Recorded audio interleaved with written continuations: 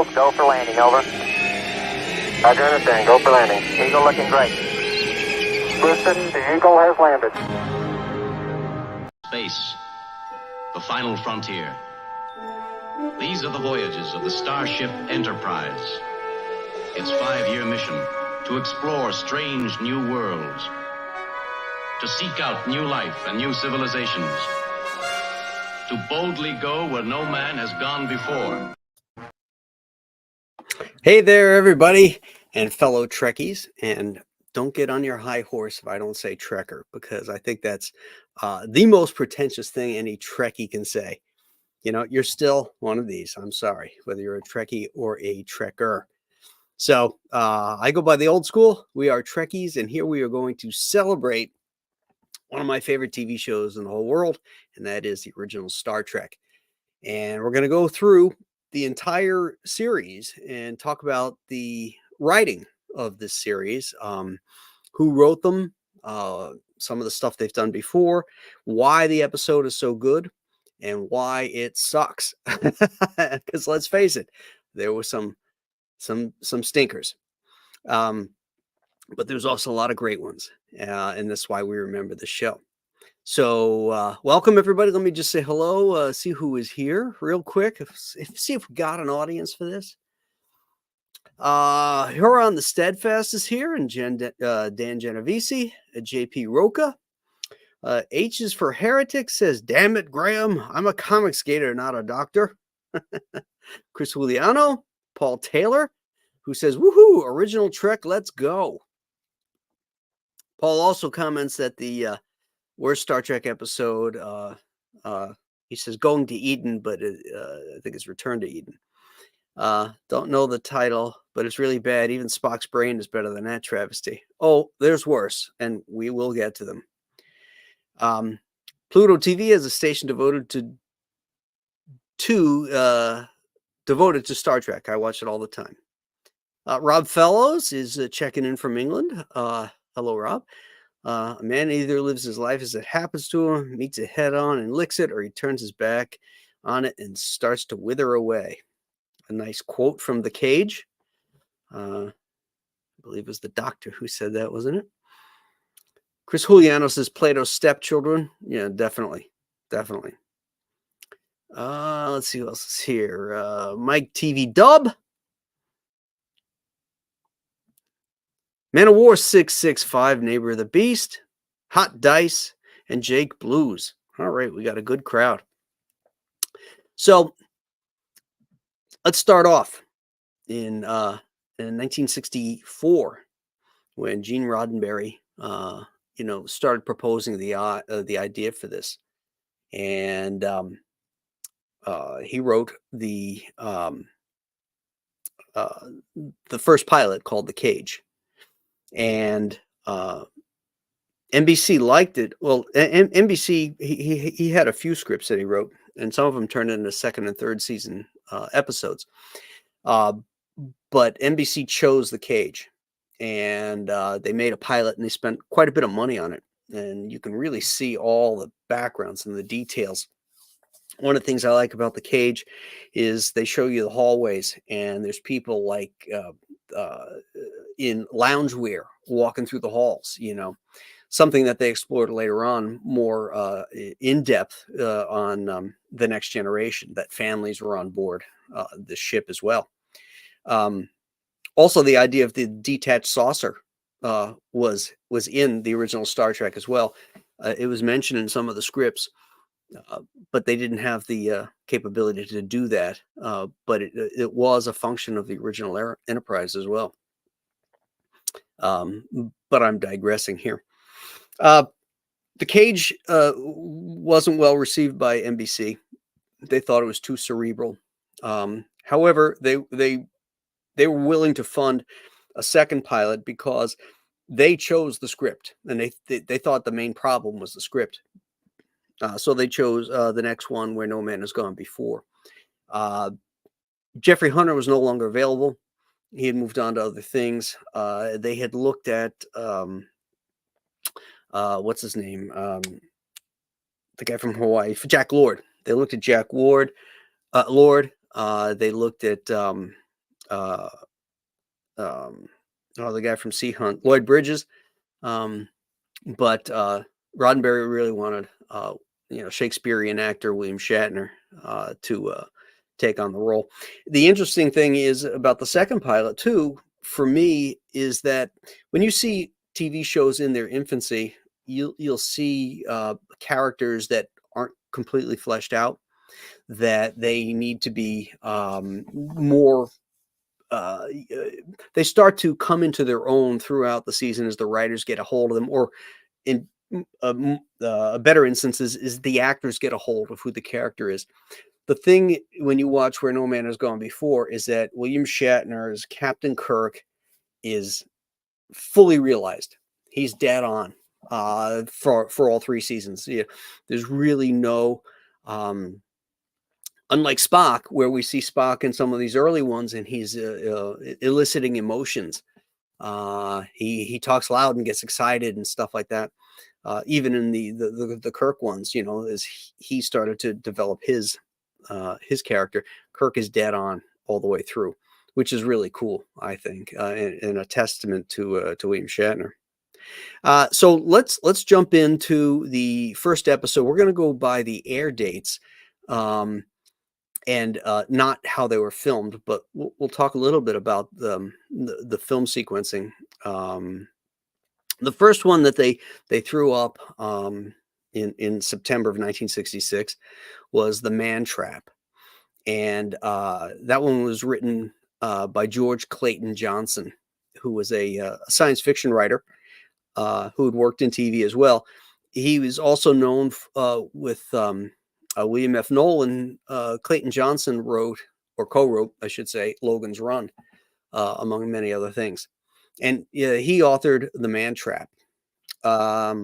I think they went with this one first, even though it wasn't the first one filmed. It was actually the second one, or not second, the sixth one filmed.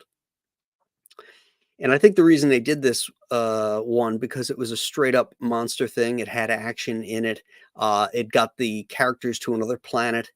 So it kind of like, I think they felt that it introduced everybody and the concept of what Star Trek was going to be. The pitch was, it was a wagon train to the stars, but it was much more than that. It was really what Roddenberry was going for was Jonathan Swift, Gulliver's Travels, as well as C.S. Forester's seafaring novels. But the Jonathan Swift aspect was the ability to make commentary on what's going on in the world of the day, and hide it, not quite satirically, but hide it under the guise of science fiction, which is a great way to get some of the stuff out there that he felt a need to express. So that's why they went with Man Trap first. It's a good one. It's solid. It's not the best, but the thing that's interesting is when we go through the seasons here, this first season is loaded with great ones. And part of that is because the first season, Roddenberry, he was shepherding everything. He kept a tight rein on the scripts, and he had a great associate producers working with him. He had Robert Justman as associate producer who was handling the production end of things. But then he also had John D.F. Black, who was also an associate producer, but he handled the script end of things. So Black would be handing out assignments to noted science fiction writers and well-produced television writers, who've worked in various genres. A lot of people don't know that Gene Roddenberry really cut his teeth in Westerns. He wrote, I think it was Wagon Train he wrote some stuff for, but he wrote a lot of the first season of one of the great TV Westerns, Have Gun Will Travel. And, there's certainly a cowboy aspect to Captain James Kirk. which I'm sure was no accident. The budget for the first season was $190,000 an episode, which in 1966, $190,000 was a lot of money in 1966 dollars. The budgets kept getting slashed each year after that, and we'll go into what that turned into. But the first season is so damn solid. I mean, it really is what sets Star Trek apart. The second season has some really, really great, solid episodes. And there's some fun ones that are well remembered because they're funny. But it sort of loses its way in its straight up science fiction end of things. There's a little less science and a little bit more juggling because of budgets. So the next one out of the gate was Charlie X, which was a scary one. I remember watching that one as a kid. And when Charlie makes his woman's face disappear, her eyes, her mouth, everything, it was that freaked me out. Charlie X was written by Gene Roddenberry. The story was by Gene Roddenberry, and the teleplay that was actually filmed was by Dorothy Fontana, who is his assistant at this point, who wanted to get into writing. And she, of course, is better known as DC Fontana. A lot of women changed their name to initials. So it seemed like there were men, very patriarchal society, the writing in television. But DC Fontana was an exceptional writer who brought so much to Star Trek. Her contributions can't be over exaggerated. And this is her first script in the Star Trek world was Charlie X. Robert Walker Jr. is in it. He does a great job as Charlie. Good, solid science fiction episode. The next one up was Where No Man Has Gone Before, which actually was not written by Roddenberry. The Cage was written by Roddenberry, but this one was written by Samuel Peoples. And again, everybody who wrote these scripts either came from the science fiction world of novels, or they had some foot in television as well, or in films. So these were all well-established writers who just did great work in other things. The next guy up, and this is a particularly good episode. This is the fourth episode, but it was the seventh one filmed, and that was written by the guy who was the associate producer, John D.F. Black. John Black was just an excellent television writer. In fact, a couple of years earlier, he had written a script for one of my other favorite television shows. I've got three favorite TV shows: Star Trek, Combat, and The Rifleman. And John Black wrote a script for Combat called Survival. And it was a really, really tense story about Sergeant Saunders, who was behind enemy lines. His hands were burned, and he's trying to get back. It was very tense, a lot of drama. D.F. Black was nominated for an Emmy that year, as was Vic Morrow, who plays Chip Saunders in Combat. Black didn't win, but Vic Morrow did. He won for Best Actor in a dramatic series based on that script. The Naked Time was the story where the crew gets infected by this virus, which brings out all their inhibitions, good and bad.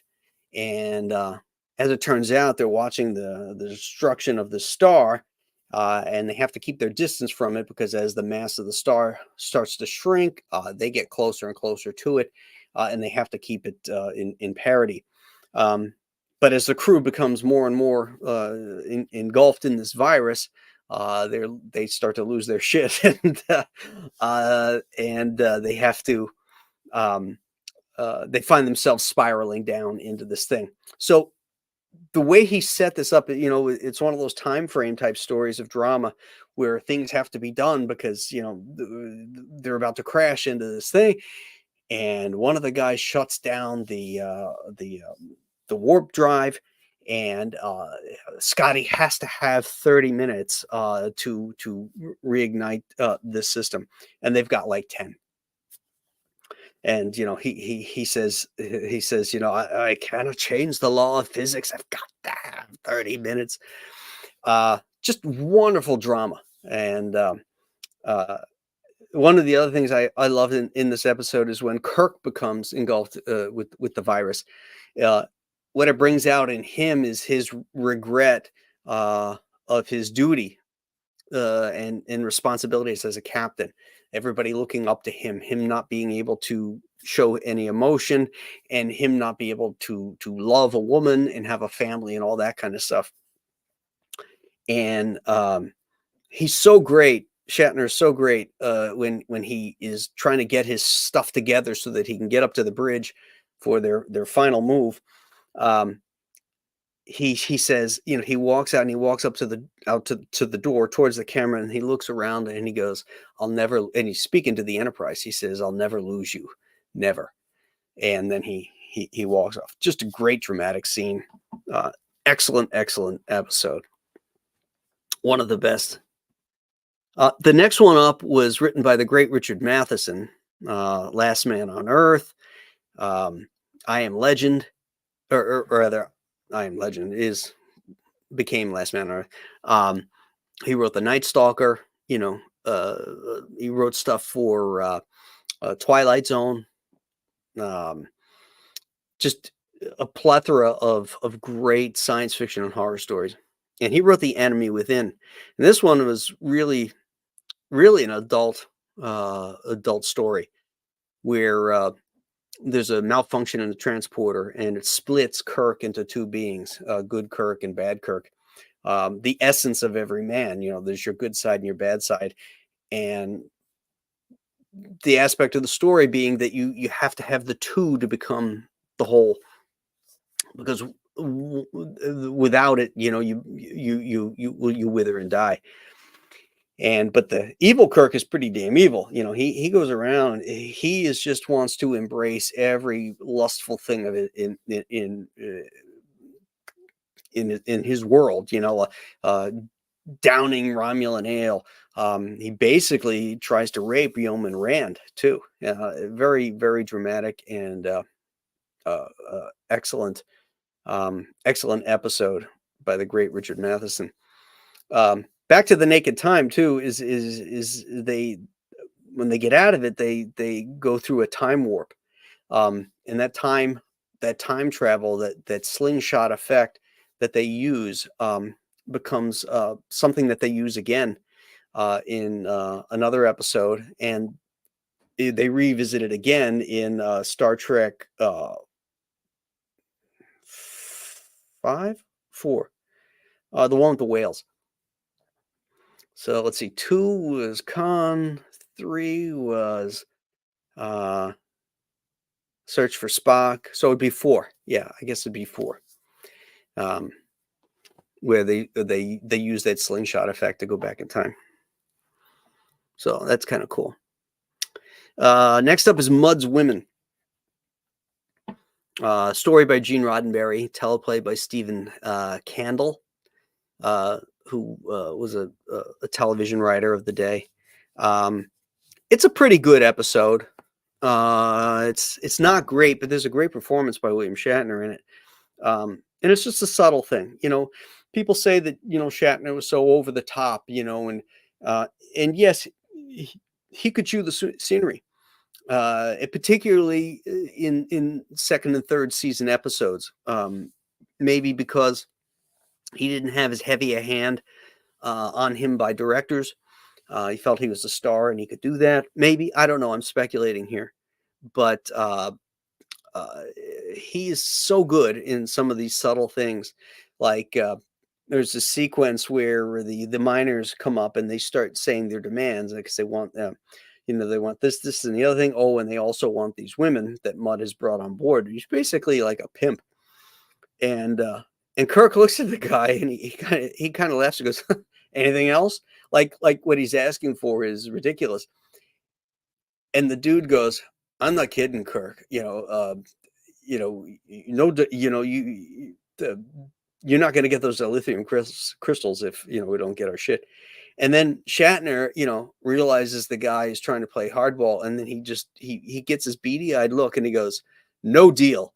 He goes from kind of um, willing to talk type of thing, lighthearted, and then he just gets rock solid. Just really great, really great. Next one up is Miri. Miri might be the first Star Trek episode that I ever saw. It's one of those early memories of mine. And it was probably in reruns, but it was late at night. And I know in the third season, they moved Star Trek to Friday nights at 10 o'clock, which is the death slot. And that's exactly what happened. The show died.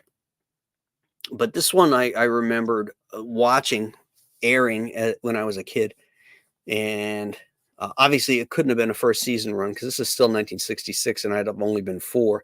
There's no way I'd have been up at 10 o'clock at night. So I don't know if I caught it in a rerun or what, but it's a good one. But this is the first one where they start to use Earthbound sets. They use that backlot set that they had that was used in Andy Griffith, The Adventures of Superman. It's in a million different TV shows, and they just repurpose it throughout. And in this case, it turns out to be this world that's like an exact duplicate of Earth. Of course, it also happens to be exact duplicate of 1966 Earth. And, this became a running theme in Star Trek, which my wife likes to, that and Roman things. She likes to bust my stones on. A lot of that is budgetary. The expense of building sets when they have stuff ready that they can repurpose and work scripts around. And that's what happened with Miri. Solid episode again, not great. Better than most things in the third season, but it's not one of the best, like Naked Time is. Dagger of the Mind is the next one up by Shimon Winselberg, who was also a science fiction writer. Well, there's a who's who of science fiction writers that wrote Star Trek episodes. We have Robert Bloch of Psycho fame, Norman Spinrad, Harlan Ellison, of course, wrote City on the Edge of Forever. Theodore Sturgeon, he wrote 2 episodes, Amok Time and Shore Leave. And of course, Richard Matheson, who we talked about earlier. A lot of these guys got their script assignments early on, but they weren't used to writing for TV. I mean, obviously Matheson was, but some of these other guys like Theodore Sturgeon and certainly Harlan Ellison, his was supposed to be an early shoot, and it wasn't until much later in the first season that they actually got that thing shot, because it just took him forever to get. Then I think Roddenberry wasn't even sure he was ever going to get that script in.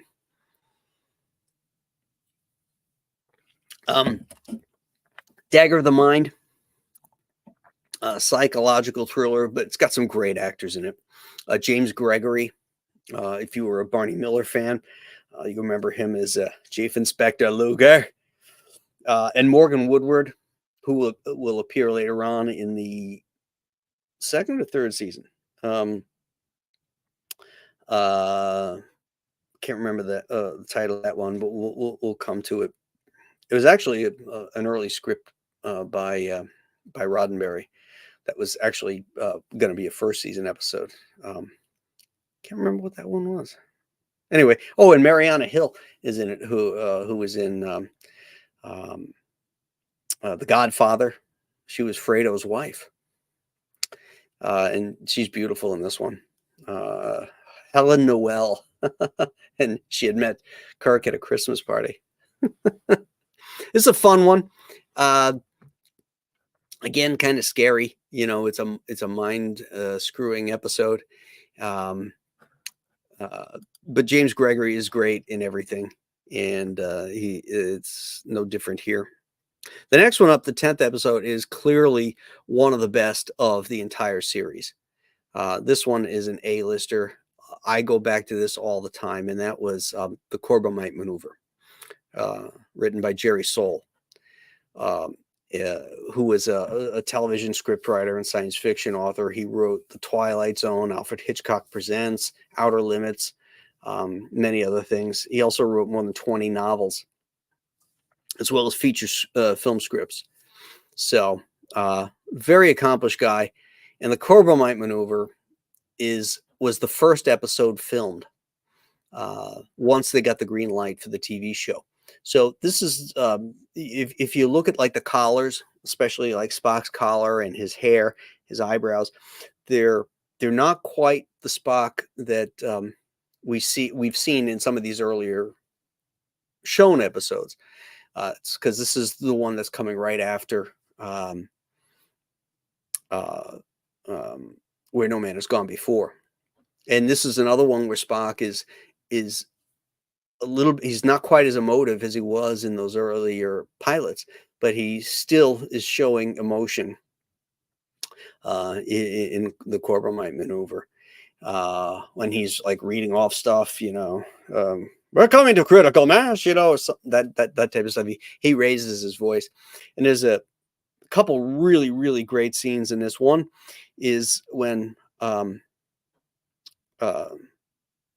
they think there's no way out of this thing, and so Kirk asks Spock for his opinion, and he says something like, what does he say? He basically tells Kirk that, you know, when you've been outmaneuvered in chess, you know, it's checkmate. And, you know, Kirk looks at him, he goes, "Is that your best recommendation?" You know, he's angry at him. And then Spock goes to say, "I'm sorry." He goes, I regret that I have no other alternative," something like that. And Kirk walks away kind of disgusted. And Spock feels like shit, you know. And then later on, you know, a few seconds later, Kirk, you know, gets the idea that he can bluff these guys, and he says, "Not poker, Mr. Spock, or not chess, Mr. Spock, poker." And then he makes his big play. The other great scene in this is also the first appearance of Dr. McCoy, and you know, the doc doesn't read the room very well here, because, you know, they're about to get killed and everything, and he comes up to the bridge and to tell the captain that, you know, he feels that he was too hard on Bailey, the navigator, and that the guy had a breakdown because Kirk was expecting too much for him, and he says he's going to enter it into his logs, and that's no bluff. And then Kirk, you know, just snaps at him and he goes, "Anytime you think you can bluff me, Doctor," you know. And then Baylock gets on, starts doing his countdown again, and they, you know, realize the situation they're in. But it's such a really great dramatic sequence of, you know, Kirk has got the pressure of the world on him here, and Bones is nitpicking at him, and he just kind of goes off on him. Again, this is clearly one of the best episodes of all 3 seasons, and it's one I highly recommend to everybody.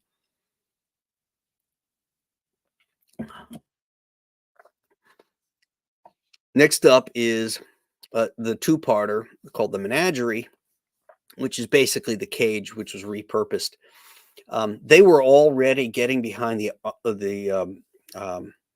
8 ball here as far as scripts, shootable scripts, because stuff was coming in that was not acceptable to Gene Roddenberry, and he was requiring rewrites, and they got to a point where they got nothing. So Roddenberry stepped in, and he repurposed the cage, and he wrote a secondary plot around the story involving Kirk and Spock, and it was brilliant. It was brilliant to utilize that and say that happened in the past, which would explain some differences, like why there's a different captain, why there's the uniforms are different, why there's a different doctor on board, all that kind of stuff. It was really brilliant. I don't think it ever been anything like that ever been done on TV before, and it helped out because it was a two-parter. So it bought them a couple extra weeks to get stuff done. Because the other thing was the company that was doing the special effects was falling behind. Some of them weren't up to snuff. Remember, there's no CGI back then. That was really good. Okay, so next up we have The Conscience of the King, written by Barry Travers. I really like this one a lot. This is very Shakespearean, and this is somewhat of an allegory of Nazi war criminals. Kodos is a war criminal who started this dictatorship on this planet that Kirk was on as a young man, and there was this famine, and he had to choose who lived and who died, so that there was enough food for everybody. Really, really tough decisions and stuff, and this really plays out plays out well because there's some twists in it, some heartbreaking twists too in it with his daughter, and how she sort of wigs out and has known that her father is Kodos, the executioner, and has been killing off, the only survivors that are left that can identify him. And one of them, of course, is Captain Kirk. One of them is Lieutenant Riley, who's also on the ship. And then how Kirk finds out is there was this guy on the planet that this traveling troupe is entertaining, the Shakespearean troupe.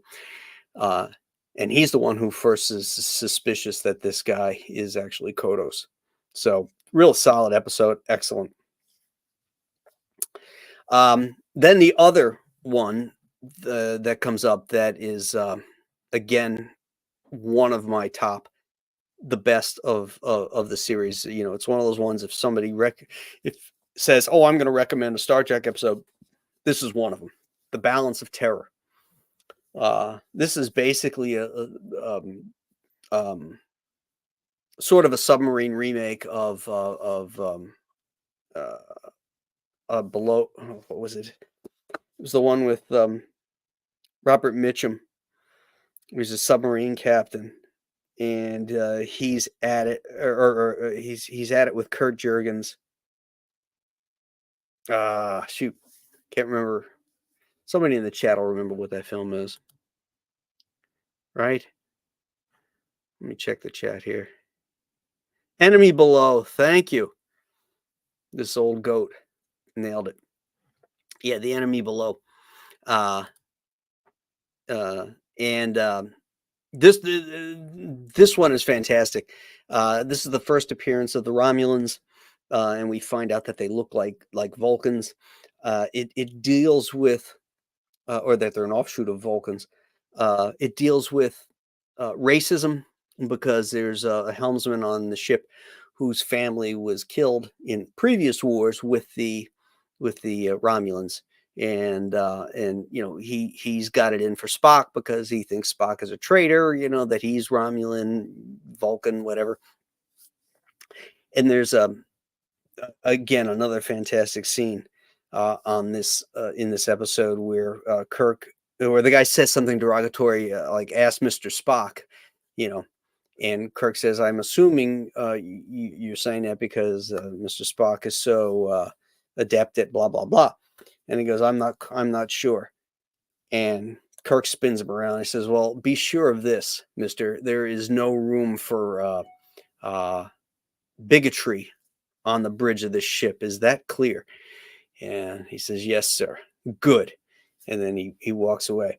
And this is one of the things I loved about this show and about Captain Kirk as a character. He was not a cardboard hero in the way that John Robinson was, or Zorro was, or the Lone Ranger. He's a fully realized human being, but he's always in charge too. And there was never any doubt who was in charge on that bridge. Just like on any naval vessel, the captain's the captain. There's no when you watch these Star Trek movies, the modern ones, it's like a frat house in space. Everybody's got an opinion, and they go against the captain. And the guy who's playing Captain Kirk in those, can't remember his name now. He has to explain everything to everybody while all this shit is going on.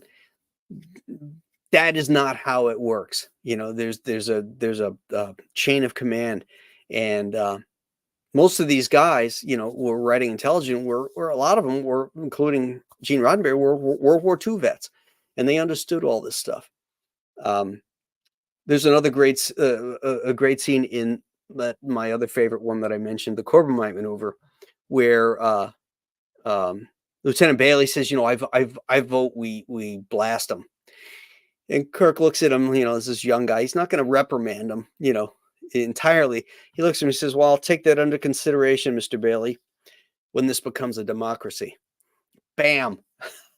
It was so great. I love that. I absolutely love that. And I love that character of Captain Kirk. Huge influence on me as a kid. All right, where were we? Balance of Terror. Okay, so now we're up to Shore Leave, written by the great Theodore Sturgeon. This one's a fun one. It's about this alien race that has basically a pleasure planet.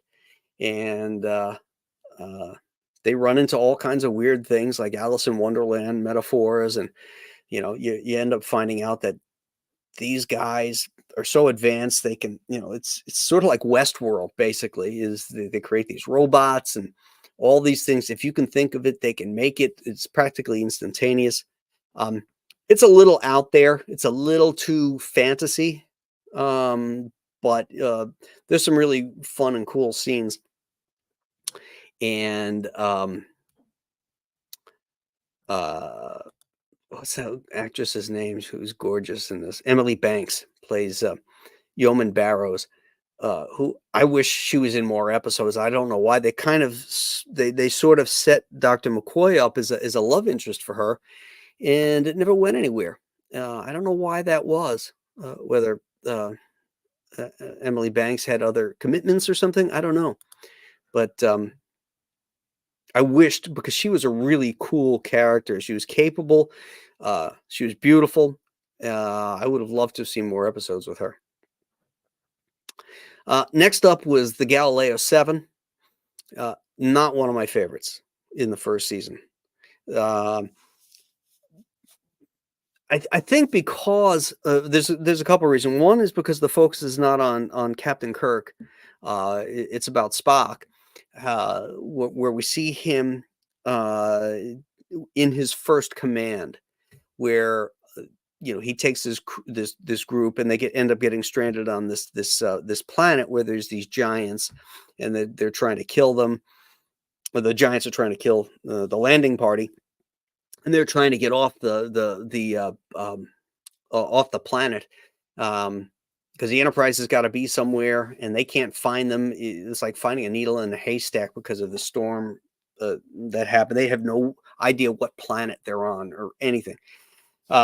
So it was almost impossible, and so Spock has to assert command. And again, this is that chain of command thing. Some of the people don't like the decisions Spock makes because they're very what's the word I'm looking for?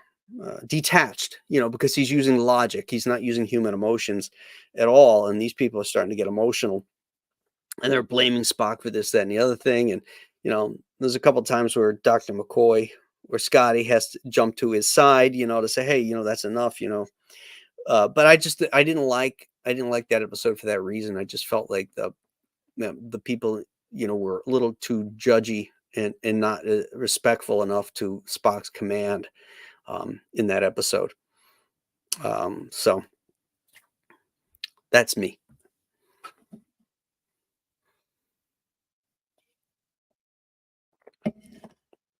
Next one was the Squire of Gothos. This is another one where, or I guess this would probably be the second one where we have a repurposed set of human things. Um, the character Trelane is sort of this mysterious guy. He ends up being, basically a child of this race of like godlike creatures that can materialize just about anything that they want. And he's good. William Campbell's good. He's always good. Um, but again, we're beginning to see a lot of Earth stuff creeping in to the storyline. It's a decent episode. It's not great. But still, again, any decent episode in season 1 beats a lot of episodes in any other season, in my opinion. Next one is the famous Gorn episode, Arena, which was the teleplay by Gene L. Kuhn. And right around this time, about the halfway mark, John D.F. Black had left as the associate producer. He just couldn't take dealing with the writers and the changes that Roddenberry needed. He was on call 24/7, and it just got to be too much for him, and so he left. And the showrunner became Gene L. Kuhn, who was also a talented writer who wrote this episode, Arena, and a few others that we'll get to, that are all really, really good. And Gene Kuhn brought a lot, just like DC Fontana brought a lot into Star Trek that was not there. That things that we know of Star Trek came about because of Gene Kuhn. Much of it, a lot of it, I should say. Arena, we all know that one with the Gorn. I love that episode. Again, it's an outdoor episode, which is great. I like that they did those on location shoots in this first season. It gave a more realistic feel to the stories, and this one's a fun one. Kirk versus this lizard creature. A captain of the same intelligence as him, but he sees him as a slimy lizard guy, and it's they have to fight it out because this other race of people has decided, okay, you're not going to bring your violence into our galaxy. You two fight it out, and winner take all. Excellent episode, fun, action packed. This is a great one. Love it. Next up, Tomorrow is Yesterday. The second script by DC Fontana. This one, they go back in time. And they're, I wonder if this is the one. I wonder if this is the one where they use the slingshot effect. No. I had it right the first time. They do use it in this. They do use this to get out. This is another fun one. Another Earth-based storyline, again, relatively inexpensive to make because they don't have to build any new sets for it other than a couple offices, very easy to do. But they go back to 20th century, and there's some problems, and history will be changed if they don't, clean up their mess, type of thing. I like this one a lot. I think it's 2006, they remastered the Star Trek for the 40th. Yeah, that would have been 2006. They remastered the special effects to digital special effects. And some of these episodes really got a bump because of that.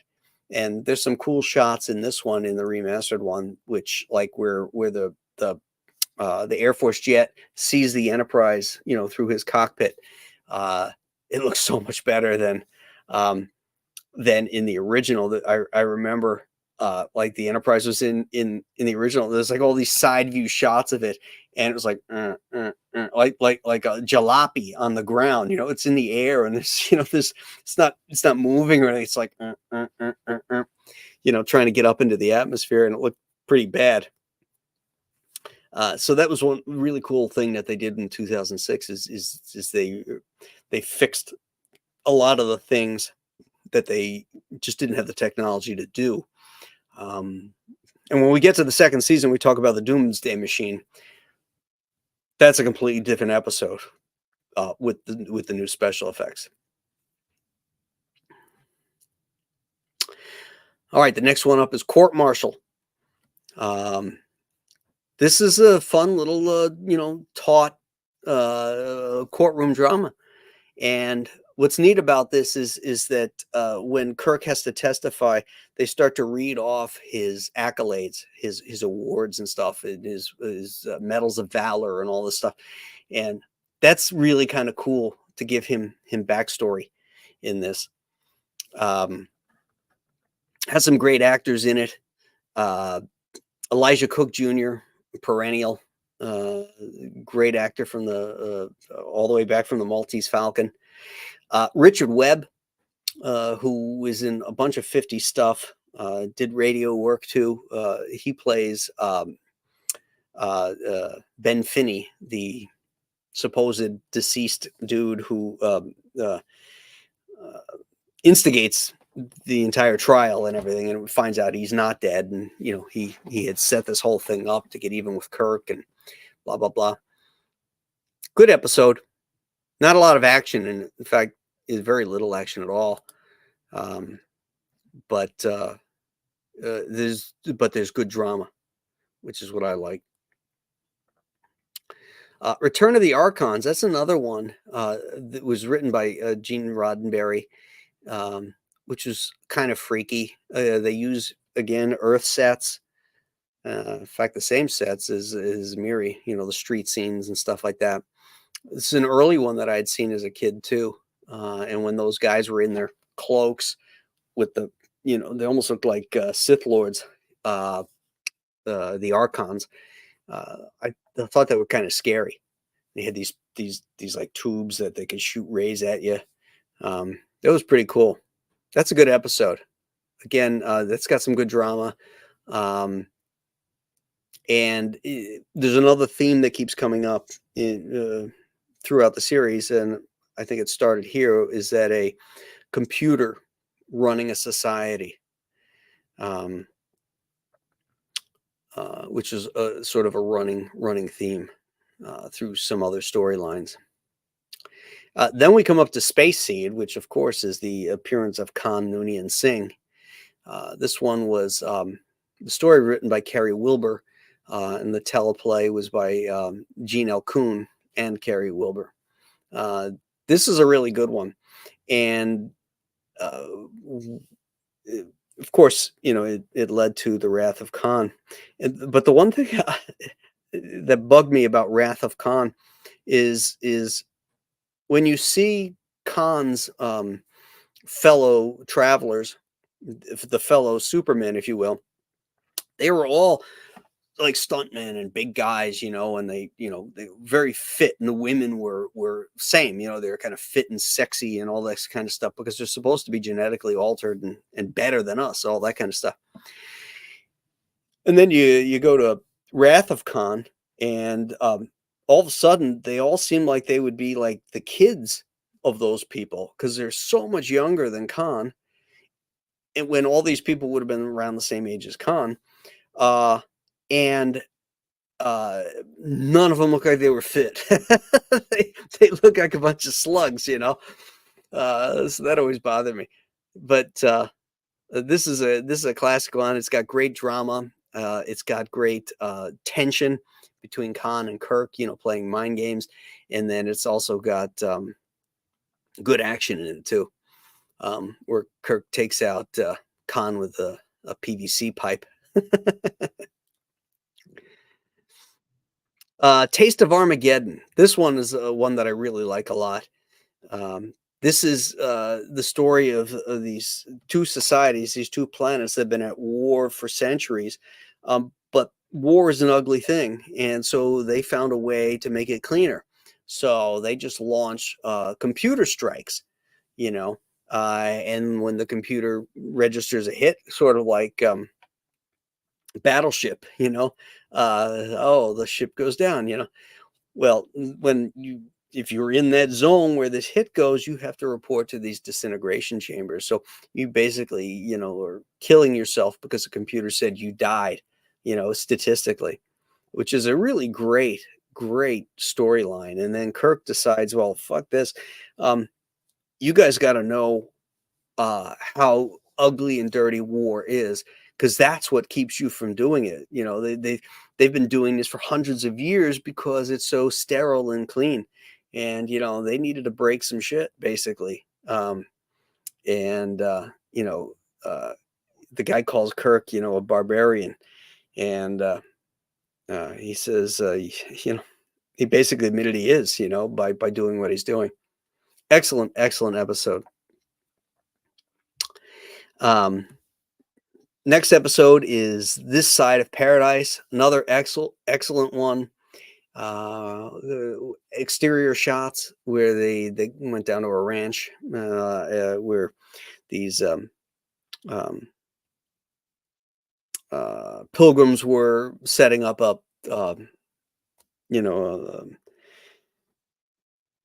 like a commune or whatever on that planet, and but they find the planet is bombarded by these things called baritol rays, which is antithetical to human tissue. You get exposed to enough of it, you die.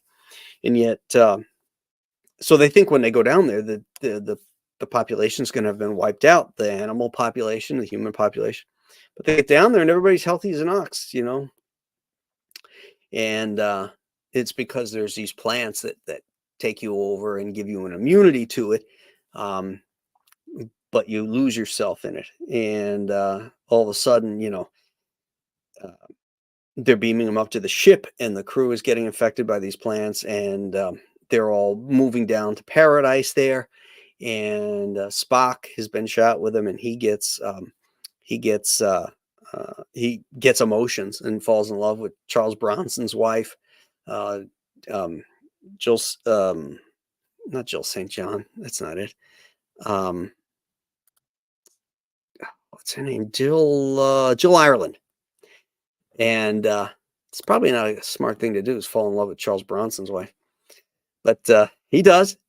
But raw emotions, get you out of it, and so Kirk and Spock figure out a way to get everybody all pissed off and to fight off the influence of these things. Good episode. Next is one of my favorites, Devil in the Dark. And this one was written by Gene L. Coon, who was the showrunner at the time. And he wrote the next one too, Errand of Mercy. But in Devil in the Dark, it's a tight claustrophobic story about this mining asteroid or planet. It's all underground, and these guys are pulling out all these materials that the Federation needs and stuff like that, but they're dying. They busted through this level, and they found these nodules, and the nodules turned out to be the eggs of this creature called a Horta that lives in the rock. And it's basically the story of a mother trying to protect its young and protect those eggs, and by the interlopers, which are the humans.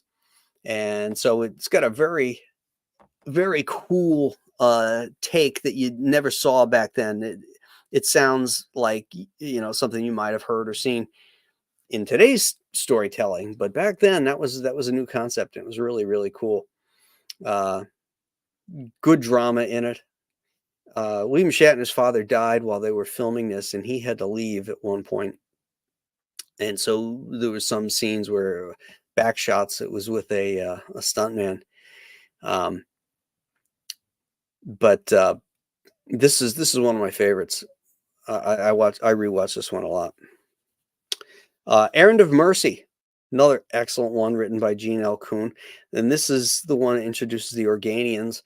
It also introduces the Klingons and the Organian Peace Treaty, which is something that runs through the Star Trek universe, because these Organians, who look like, just country bumpkins, are this super advanced race that have the ability to like stop war all through the universe. It's like their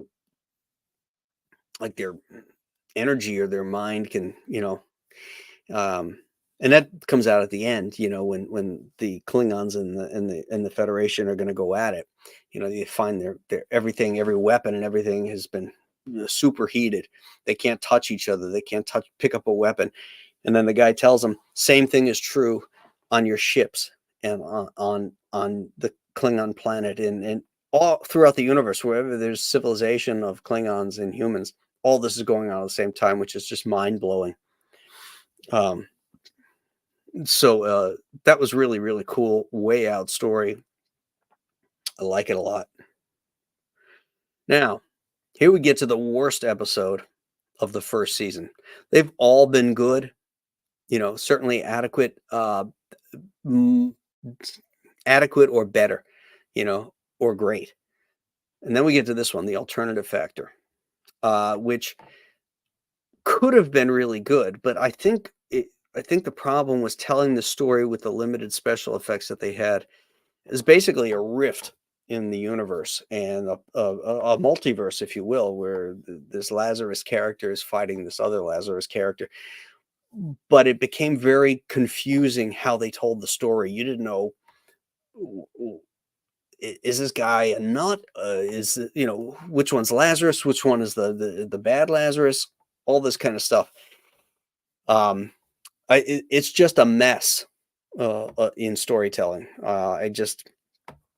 I don't have a lot of love for this episode.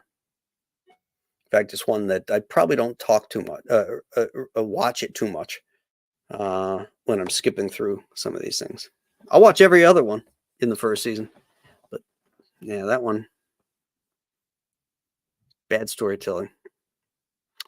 Then we come to the one everybody loves, Harlan Ellison's City on the Edge of Forever. I like this. I don't think it's the best Star Trek episode. It's certainly emotional when Edith Keeler dies and Kirk has to let her die. But if you read Harlan Ellison's script for this thing, it is nothing like this thing. There's all different kinds of aliens, and it was unshootable. And one of the things that Roddenberry did is he went in and reworked this thing hard to make it budgetary wise shootable, and yet it still had this impact that everybody thinks it's the greatest thing, greatest Star Trek episode ever. Ellison hated it, and he hated Roddenberry for doing it. Roddenberry was pissed at Harlan Ellison for even turning in something like this as late as it was. So there's no love lost there, but it's a testament to Roddenberry, who had he took something and made it something else, which I think is kind of cool. Then the last episode of the first year is Operation Annihilate. This is the flying pizza episode. I like to say, I like this episode a lot. I used to have a Star Trek calendar that had these really cool shots of those things stuck on the wall. They were like this invasive species that would just jump from planet to planet, utilizing the spacecraft of other people, taking them over. They're parasites basically, and they would inject all this stuff into your nervous system, and through pain make you do what they want. And Spock gets it in the back, and somebody got free of it, who was heading towards the sun, and they're trying to figure out, and what was it? What did he discover before his ship incinerated that allowed him to be free? And they figured out it was it was light. It was a spectrum of light that, which is why they were always hiding in the shadows and under things and stuff like that. This introduced Kirk's brother, who is one of the victims of these creatures, who dies, and his sister-in-law, and then his son, or his brother's son, which would make his nephew, Kirk's nephew, in it. And I think they were planning on bringing that character back, that nephew back, but it just never happened.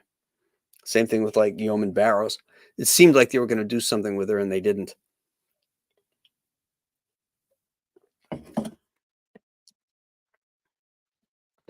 Let's see what we got here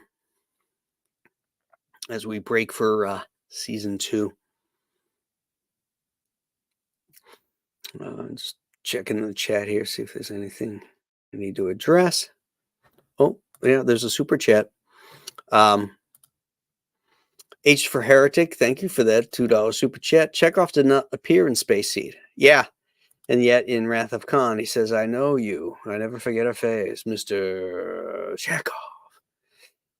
Well, they like to make excuses and say Chekhov was on the ship, but he wasn't the navigator at the time, or whatever his job was.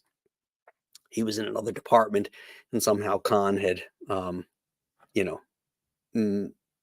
ran into him, and that's how they explain it. Personally, I call it a goof.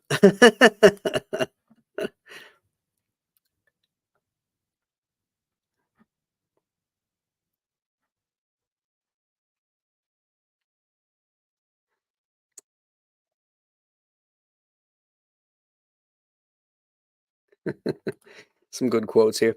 I'm not certain how he resisted our mind sifter. Perhaps I will have him dissected. There is no one in authority here. Great stuff. Everybody's got quotes here. I love it. I'm a doctor, not a bricklayer. Pain. We're back at the Horta episode. Oh, that's fun. You guys know your stuff. I like that.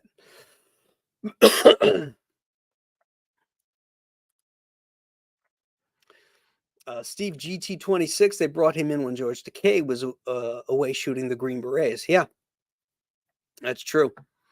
They kind of modeled him after one of the monkeys, Davy Jones, with the hairdo. And they thought they should bring a Russian in, since they were the first people in space. And he was a good addition.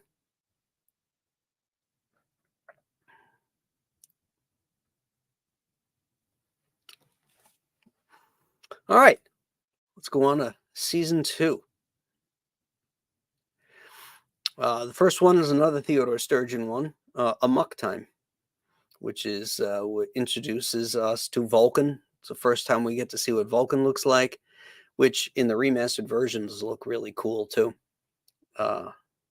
There's this bridge thing that they're walking across that looks amazing.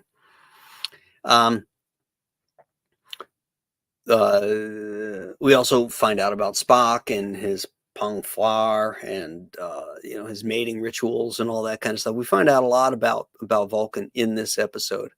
Excellent action, great drama, really good episode. One of the good ones. Who mourns for Adonis? I don't care for this. Again, here we have our first Greek or Roman, thing. And this is like Chariots of the Gods, these guys were on Earth, and they brought that look, the Roman architectural and dress look, I'm not big on this one at all. The effects are cheap. The background is cheap. Thing I have to say before we go any further is that the budget for Star Trek was slashed at this point for season 2. The first year budget was $190,000, as I mentioned, and this one was $185,000. So that's $5,000 in 1967 dollars, $68, which is quite a bit of money. You could get a lot for that back then. So we start to see some sets that don't look so wonderful. The Changeling. This was the basis for Star Trek: The Motion Picture. Basically about a satellite that encounters a intelligent machine culture. People say like the Borg, and it changed it into something else. Who's and had all this extra power, this power to do this, to wipe out whole galaxies, which is, the fact that the thing was only 5 feet, 4 feet tall seemed a little, how could anything generate that kind of power? Little much to believe, but this is a really cool episode where Kirk displays his incredible logic, because this thing thinks he's Jackson Roy Kirk, the creator of the satellite of Nomad, and Kirk points out, he has to sterilize anything that's imperfect, and that means life forms that are imperfect. And then he posits to it that you're imperfect. You made a mistake. That you thought I was Jackson Roy Kirk. I'm Captain James Kirk. You've made a mistake. You didn't account for that mistake. That's twice. And the thing starts fuzzing, fritzing out and everything. And they throw some anti-gravs on it, throw it into the transporter, and throw it out into space where it blows up. I like that episode. Written by John Meredith Lucas, who became the showrunner after Gene L. Kuhn left. He left halfway through the second season, and John Meredith Baxter, or Lucas rather, took over for him and finished out the second season as the showrunner. Mirror, Mirror. This one is a favorite of everybody, written by Jerome Bixby, who wrote a lot of science fiction books and TV shows. This is the alternate universe where you got bearded Spock. Fantastic episode. Really great. Action, drama, mystery. Love this one. The Apple. It's this one's okay. This is not a great one. Again, wacky makeup. Again, another computer that's running a society. That theme I mentioned to you before. It has a very young David. What's his name? Starsky and Hutch. David. Come on, chat. What's his name? David. I'll have to come back to that because I don't see it. David Soul, Paul Taylor. Yes, thank you. There's a young David Soul in it. See, I need you guys. To keep me on the straight and narrow here for when I mess up. So yeah, sea level episode. Now we get to the Doomsday Machine, which was, when it first came out, very solid written story, but really was not served by the special effects. The Doomsday Machine looked like a cornucopia. The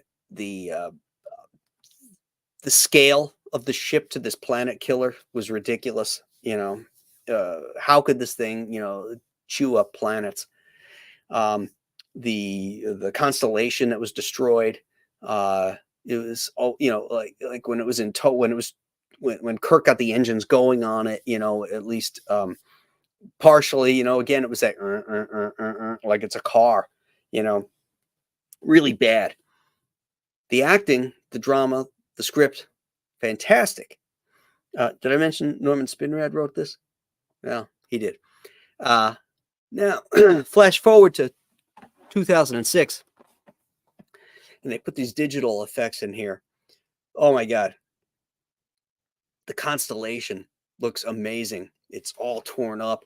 There's scenes where debris from the planet in that star system that had been just chewed up, bouncing off the hull. Great angles of the Enterprise, swooping around and shooting its phasers at the hull of the thing. This episode really benefited from those upgrades because it was such a great script to begin with. Again, this one is one of the best of all the seasons, and certainly of the second season. Cat's Paw,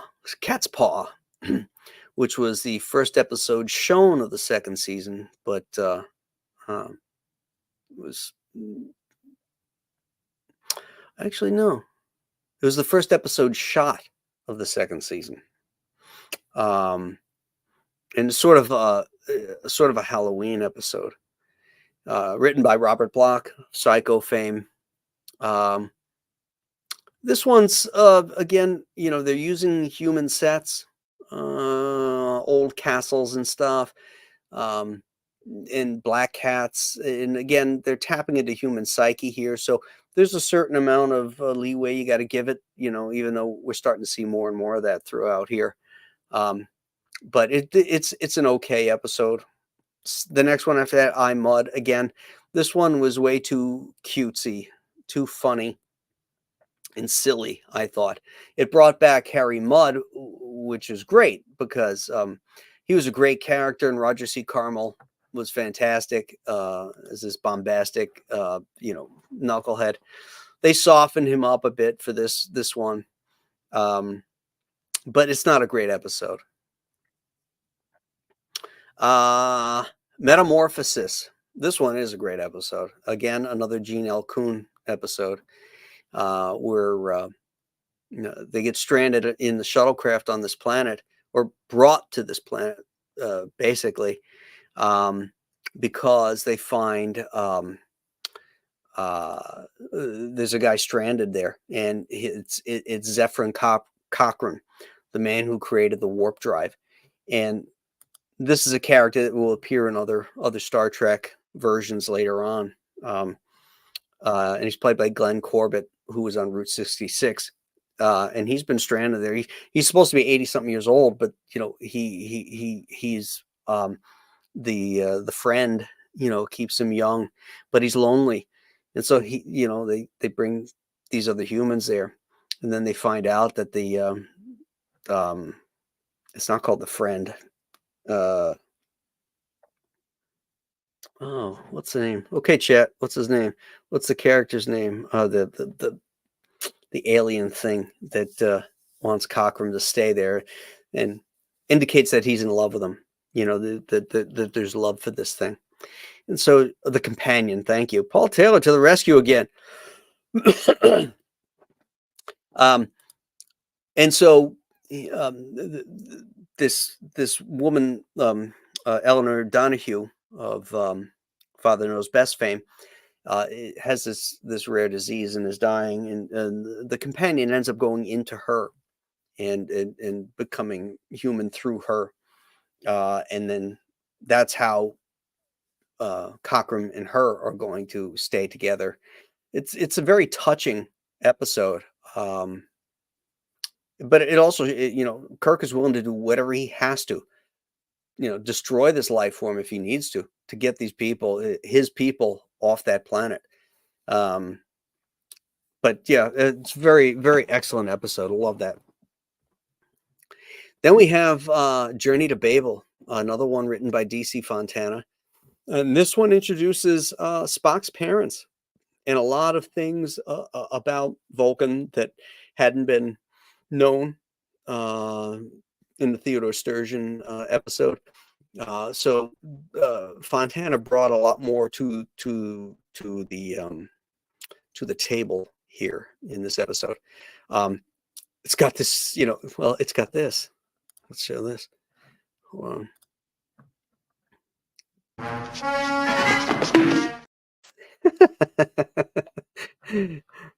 It's got that without the sound effect. Great episode. Lots of drama again. There's time-based stuff. There's mystery. There's action. Kirk's being a badass. It's great. Excellent episode. We follow that with another DC Fontana one, Friday's Child, which has Catwoman in it, Julie Newmar. Another one where they got to shoot exterior work, did exterior work, so that goes a long way in grounding our characters. I can't remember what the plot was. They're trying to make a treaty with these people, probably because they had the lithium crystals or something like that. But the Klingons are there too, and this is a very, very masculine society. You know, strong survive, the weak die type of thing.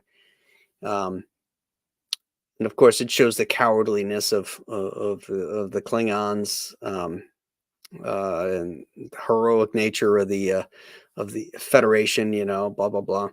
It's okay. It's not a great one. The Deadly Years. This is a cool one. This is where our heroes age, you know, and it's kind of neat that, you know, William Shatner's 90 years old now, and he looks better. He actually looks better than his aged character would have in the episode. Same thing with Bones. Like when DeForest Kelley passed away, you know, he was older than his character, I think, in the episode where they made him up to be old, and he still looked a lot better. It's funny how you think they're going to age, and some do good and some don't do so good. This one is really cool because it's got Charles Drake in it. He plays Commodore Stalker, who is basically just a desk. He's a Commodore, but he's a desk jockey. He's never had flight, fleet experience or anything like that. And they find themselves in a world of trouble. I think they end up in the neutral zone or something like that. And everybody's been relieved. You know, Kirk has been relieved because he's, you know, incapable and stuff. And they finally figure out a solution to it, and they inject him, and Kirk comes to the bridge and saves the day. And it's a cool scene, and it's you know, the Commodore says, you know, I know now what a starship can do, you know, particularly when the right man is at the helm, you know. So that's a good one. Okay, the Deadly is Obsession. I didn't particularly care for this one. I thought that this one is there's a cloud creature that they encounter that kills a bunch of crewmen, and it's like this cloud creature that Kirk had encountered when he was a young cadet. And he's carried around this guilt that you know, the people died at that point because of him, and he gets obsessed with the destruction of this creature. And there's this young man who is on the ship, whose father was Kirk's commanding officer, and you can see where this is going. And he realizes that, you know, what he did wouldn't have made a world of difference because of just how this creature was wired. But they end up destroying it, and it's okay. It's okay. Wolf in the Fold returns Robert Bloch, and this is a Jack the Ripper story. It's about this creature that you know, was Jack the Ripper. It's this entity that goes from planet to planet and kills women. And Red Jack, I think, is the thing's name. It's known by various things on various planets, but we find out it's Jack the Ripper to us. This is really cool. This is a cool one. And Scotty is accused of murder because, you know, Red Jack enters Scotty, and you know, a couple times, and people get killed. And it looks like, you know, he's guilty, and the guy prosecuting it is none other than John Fielder, the voice of Piglet. And he is Red Jack. Excellent episode. Next up is The Trouble with Tribbles, a beloved episode that Gene Roddenberry hated. He thought it was too funny, too cutesy, and I sort of agree with him. I mean, it's a little lightweight, and it is a little too. Some of the characters are a little off model, I think, in their effort to insert humor into it. So not one of my favorites. Next up, The Gamesters of Triskelion. This one's a stinker, I think, because the sets that they have to use, the actress, what's her name, Angelique Pettyjohn. It's not very good. It's not even that good to look at either. I think she was a stripper at one point, or made soft porn films. I know she did some of those Philippine horror films. So this one's not a good one. This is one of the stinkers of the second season, I think. Next up, we have Piece of the Action. Now, again, we're returning to a planet where that's been infected by a previous starship that had the book about the Chicago mobs, and so this imitative race, recreates Chicago in the Roaring '20s, and okay. This is a budget episode, okay, we can do this. It's fun. This is a fun episode for sure. There's some great scenes. It's well loved by fans, but again, this is the kind of thing that never would have appeared in the first season. And we started to see some of this stuff happening, and it bothered Roddenberry, the direction of some of these scripts. He wasn't as hands-on at this point as he was in the first season, and he had lost John D. Black, who was helping him with the scripts and script doctoring as well. So he wasn't too thrilled with this episode and these types of episode in this season.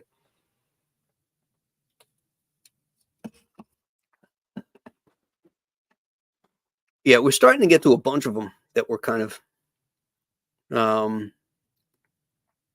looks like we're like in the 40s here with the episode numbers, and the quality here isn't that great. The Immunity Syndrome is the next one. This one was pretty good. This is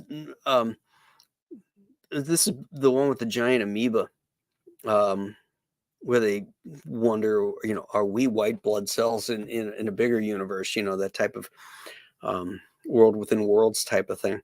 But there's a great scene where Spock and Bones are talking, because Spock has felt the death of these thousands of Vulcans. How could you feel that, and he chastises Bones pretty good. He says something like, it's amazing how,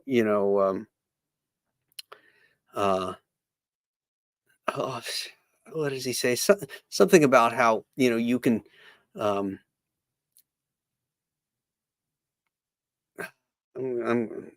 drawing a blank here.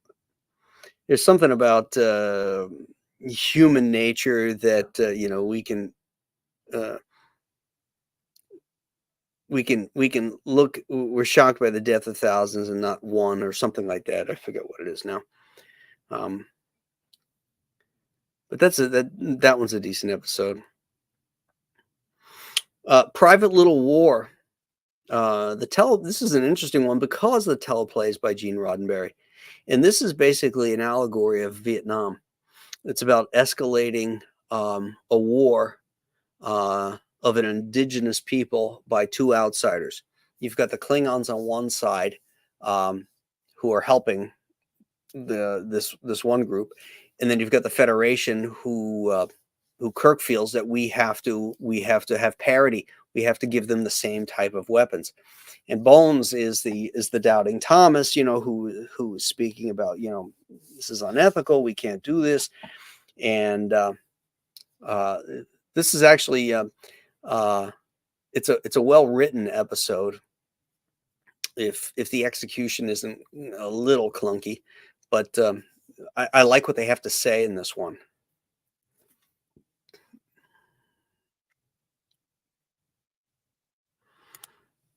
Okay, Return to Tomorrow.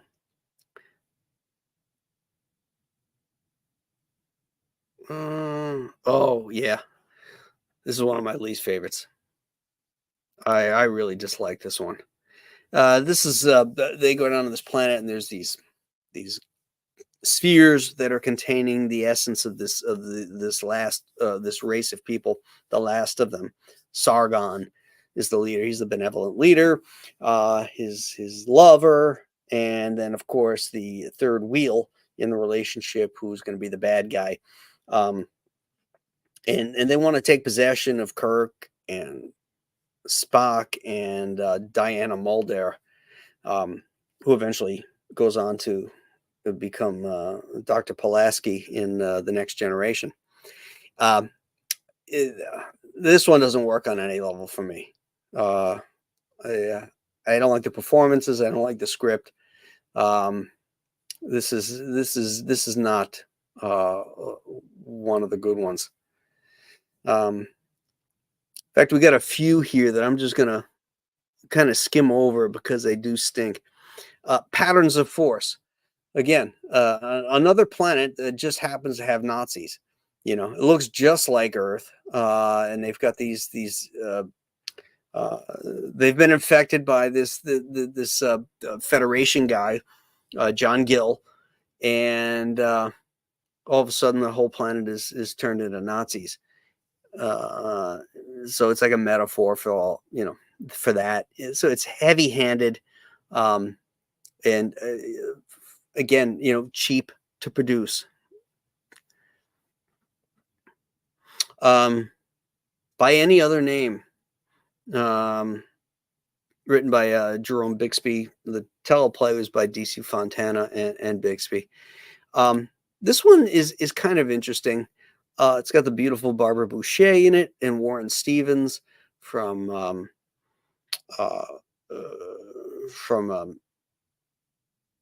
what the heck was Warren Stevens in?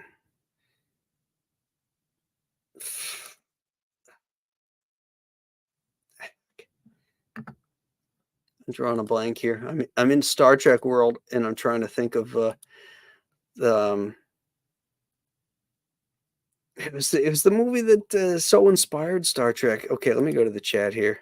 Forbidden Planet. H is for heretic. Thank you. Oh, Dr. Mass liked Patterns of Force. Okay, that's cool.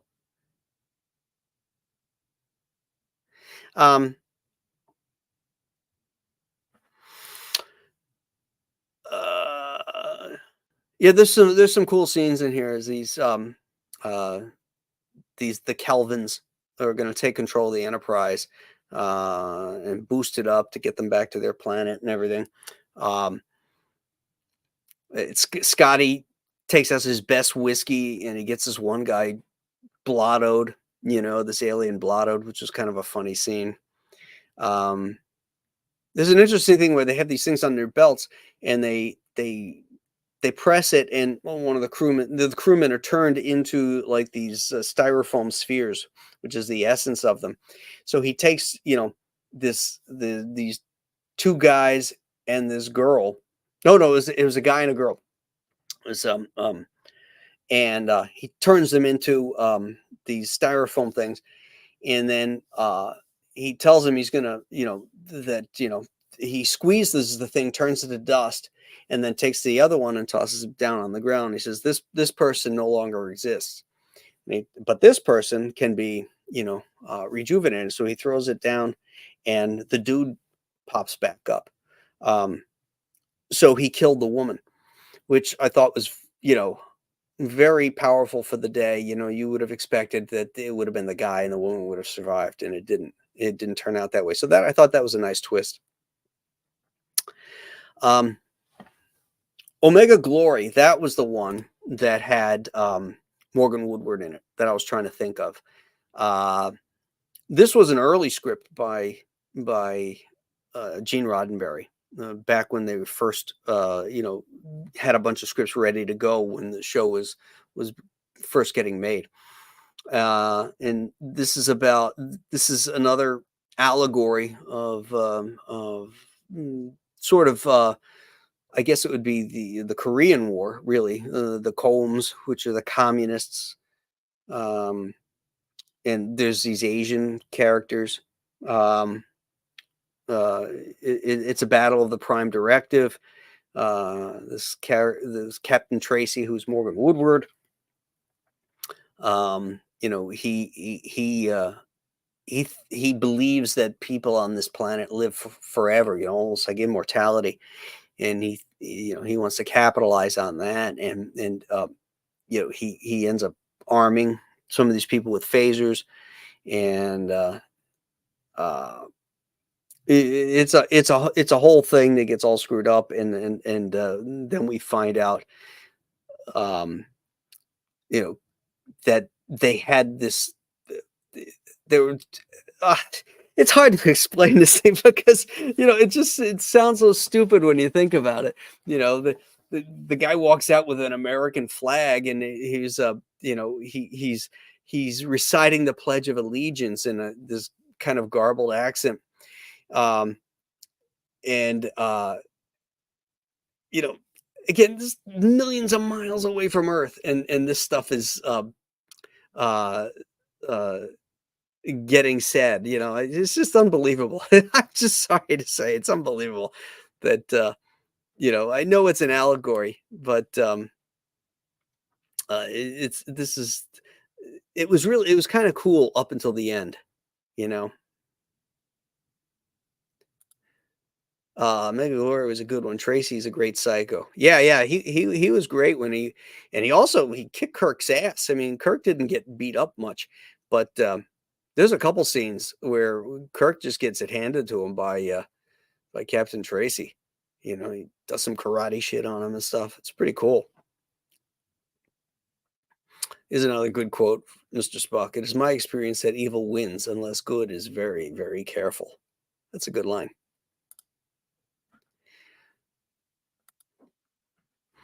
Yeah, when they bring out the paper, it's the Constitution, but it's the Pledge of Allegiance that when they brought out the flag that Kirk chimes in on and finishes it for them, and he says, I didn't recognize it because you were saying it so badly.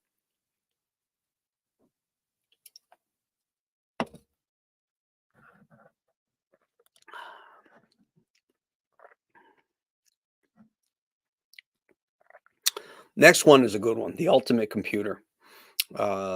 Story by Lawrence Wolfe. Teleplay by D.C. Fontana. This has the wonderful William Marshall in it as Dr. Richard Daystrom. And he creates this computer system that is going to revolutionize Starfleet. It'll keep men from going out into space. Computers can run everything and all that. And Captain Dunsel, which is a phrase that one of the other captains refers to Captain Kirk, meaning that he has no purpose on a ship. And what separated this computer was that he put his own memory engrams into the computer.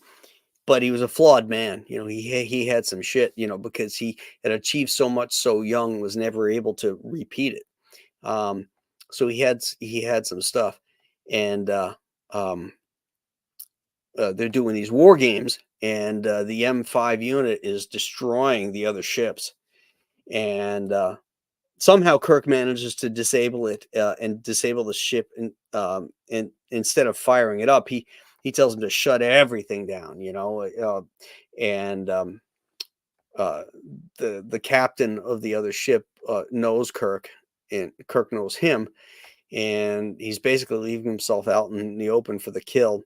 Um, and Commodore Wesley, who's the other guy, figures that, wait, something's not right here, and so he doesn't shoot on the Enterprise, and then they figure it out.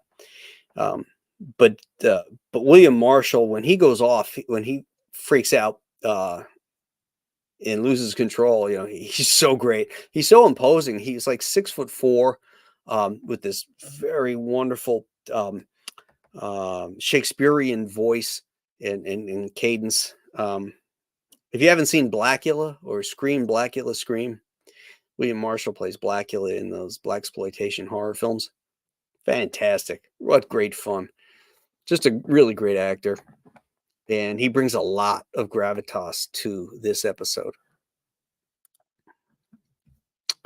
The next one I particularly like. Now, you're going to think I'm being a hypocrite here, and this is Bread and Circuses. This is a Gene Roddenberry and Gene L. Kuhn story. And the thing, this is again a race that has been it mirrors 20th century because they've been infected by this other ship that was there, Captain Merrick, and they've got this Roman tradition, and it's like Rome in the 20th century with television. And so basically it's an indictment of television. Like they're throwing advertisements in and for cars and stuff in the arena where, people are getting killed by gladiatorial fights and stuff like that. And there's these rebels that are fighting against the Romans there, and they worship, and they're sun god worshippers, or so we think. And Kirk and crew eventually escape and get back to the Enterprise, and Spock is he can't understand it, with everything that the way the planet evolved with the Romans and all that kind of stuff. It didn't logically make sense for this group of people to be sun worshippers. And Uhura steps in and she says, I've been monitoring all their radio and broadcasts and stuff like that, and you misunderstand, Mr. Spock. They're not worshiping the sun in the sky. They're worshiping the Son of God. And that's when it hits them that, Jesus was on this planet, and that they're reliving it. They're reliving that whole thing like it was, 2,000 years ago on Earth. And Kirk even says, wouldn't it be something, to see this happen all over again? And what makes this interesting to me, not only the fact that they did this, and they said that, the Son of God, it's because Gene Roddenberry was pretty much an atheist, and in his writings about Star Trek, there is no God, there is no money. There's so many things in his idea of what the world of Star Trek is, which is sort of, it goes against human nature. And yet here they address that. And I don't know whether it was Roddenberry or Gene L. Kuhn who put that in there, but I really appreciated it and loved that episode. What did you guys think about that? Now, Jake Blues thinks that's the best part of the episode.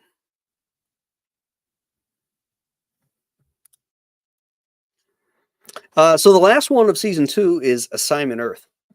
And this was supposed to be, they were hoping, a spin-off to another series of this character, Gary 7. So again, they go back in time to Earth during the space race in the 1960s. Again, inexpensive to make.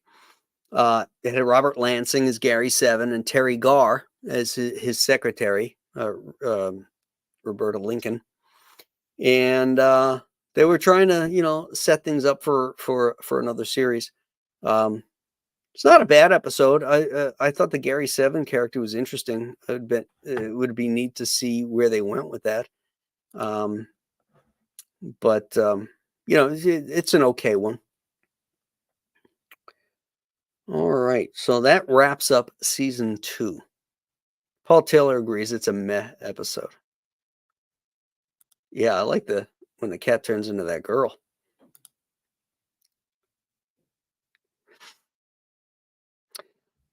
So we move on to episode 3. Now, bear in mind, first season they had $190,000 budget. Good actors, good sets, good scripts. And so now we go to season 3 and the budget's been slashed to $175,000. So what are we then $15,000 short now from the first season. That's a lot. That is a lot. It was only 5,000 from the first and second, but now it's another 10 between season 2 and season 3. Roddenberry's completely stepped away at this point, and Fred Freiberger has been brought in as the producer of this season. And Freiberger was a talented writer, producer. He even worked on. He had a pseudonym, which is why I didn't recognize his name. But I found out today that he actually worked on the script for The Beast of 20,000 Fathoms, which is my favorite Ray Harryhausen movie of all time. Love that movie. Kenneth Day says my personal least favorite episode is in this season. All of my least favorite episodes are in this season. So let's dive in, shall we? Here's what we open the season with. Spock's brain. This makes no sense on any level. This is written by Gene L. Coon, who wrote so many great episodes. But it's stupid in that it doesn't make any sense, and yet I can't turn away from watching this one. It's like there are ones that we're going to get to them in here, which I will never watch because I hate them so much. Spock's brain is not great. It's silly. It makes no sense. Yet I can watch it. There's something about it that I can watch. I don't know what it is, but I guess it's fun, maybe because it is so silly.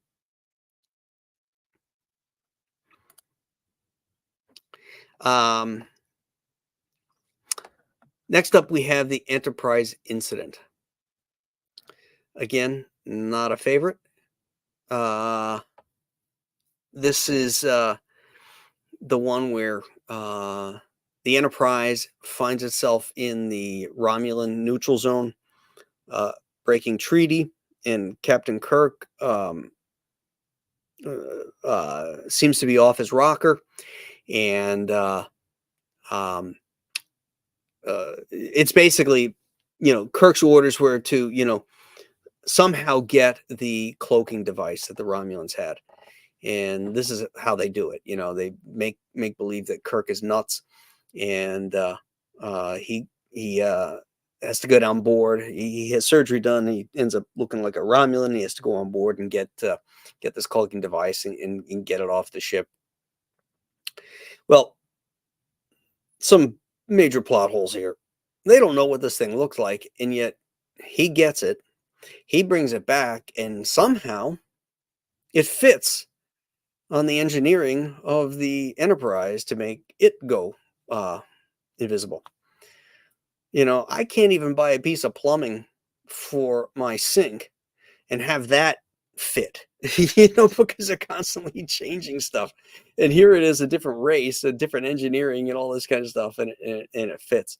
So, not a good one. The Paradise Syndrome. This is, another silly episode where you got another race of people that is just like our American Indians. They wear the same clothes, same in touch with nature, narrative that's always pushed. Kirk has lost his memory, so he doesn't know who he is. So he thinks he's Korak.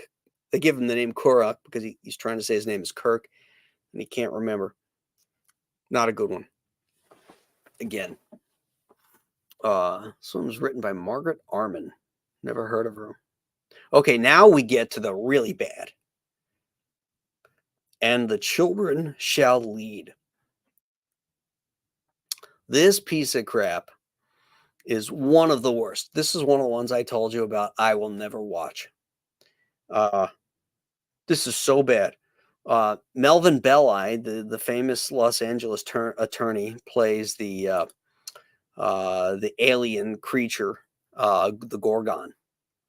And the kid that one of the kids in this thing is the same kid that played Kirk's nephew, Tommy Starnes.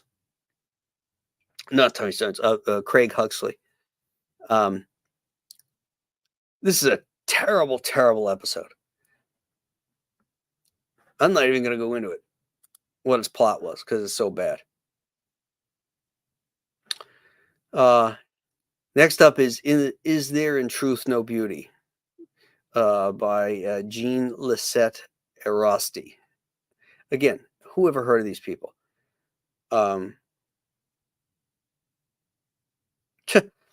She was a librarian at the University of California, Los Angeles, and was a Star Trek fan who became one of 4 writers with no prior television writing credits to sell scripts to the program.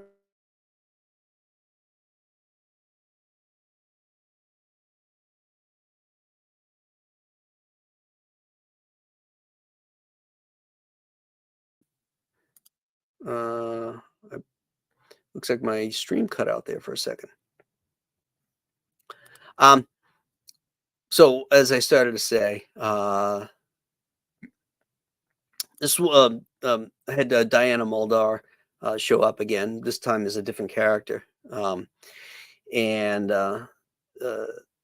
there's this ambassador who, what is she, Medusan or something like that? She's blind, so she's the only one that can look at this thing without going crazy. Again, it's stupid. It's just a stupid story. The characters are lifeless in it. I believe this is the one that with the IDIC got introduced, isn't it? Let me see if I can see if there's anything about that. IDIC, I think it is IDIC.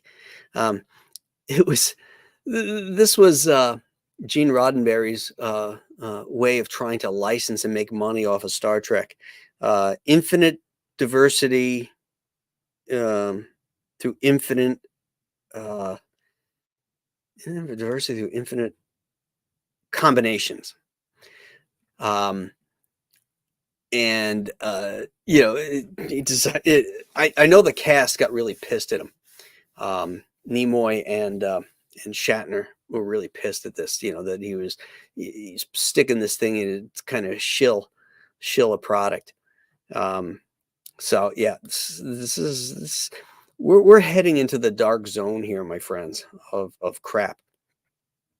Now we have one of the best of the 3rd season, and this one is a good one. Spectre of the Gun, written by Gene L. Kuhn, where the Enterprise goes into Malkotian space, and they're told to leave, and they don't. And so the Malkotians, they beam down, and the Malkotians decide that their execution will come from Captain Kirk. They're going to scan his mind, and so they find themselves at the OK Corral with all these false front buildings, like really exist in Hollywood. It looks cheap. It was a cheap budget to make it, but in this instance, it really works for the story because this is a guy from Iowa who was born in the 23rd century, who has maybe a very limited knowledge of what life was like in the 18th century. And so if you're pulling from his mind, everything is going to be surface detail. So you have the fronts of these buildings and not the back, because he doesn't know what the backs look like. He doesn't know what the alleyways look like. So in this case, that storyline works for me. And it's so cool how it ends, where that these things aren't real, and you have to believe that they're not real, because if you believe they're real, the bullets will kill you. Uh, and so, Spock has to mind meld everybody and tell them, so that there is no doubt in them that these things can hurt them. And then, they meet at the OK Corral, and the Earps, who were the bad guys in this, instead of the Clantons, start shooting at them, and the bullets going through them, and they're not harming them. And then, Kirk and the gang go after them and beat their ass. And then the Malkotians bring them back. I really like this episode. I think this is a really solid science fiction Star Trek episode. Next, we have Day of the Dove, another appearance of the Klingons. I liked this one as a kid. I thought it was kind of cool. I wish they had a better budget to hire more actors so that the Enterprise felt more full. But Michael Ansara plays Kang, who is a great Klingon commander. But there's this entity on there that's forcing them to fight, that's pulling out all their hatreds for each other, because it lives on it thrives on that. And this is a solid episode, particularly for a third season episode. This one's pretty solid. I can watch this one. Same for this one here. For the World is Hollow and I've Touched the Sky. We find out McCoy is dying of this rare disease. He goes into the middle of this asteroid, where these people are. They don't know they're on this asteroid, and which is where the title comes from. But again, this is that theme I mentioned earlier about a computer running the lives of these people that don't know that it's a computer running them. They think it's a god. Solid, decent episode. I can watch this one too. The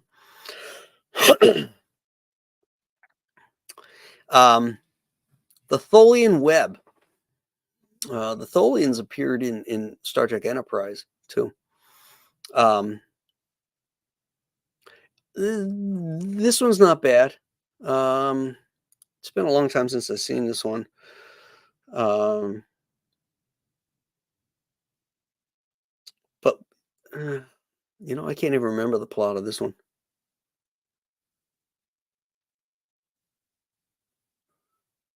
Yeah, we're gonna skip this one.